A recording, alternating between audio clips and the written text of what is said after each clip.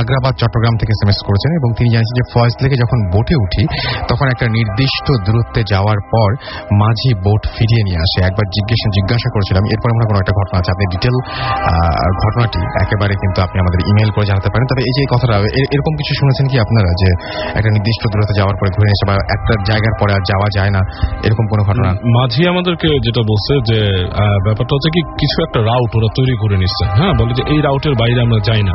আচ্ছা, হ্যাঁ, এবং রাতের বেলা যদি যাওয়া আসা করে সেক্ষেত্রে ওরা লাইট ফেলে এবং ওই লাইটের আপনার বিকন দেখে চলাফেরা করে।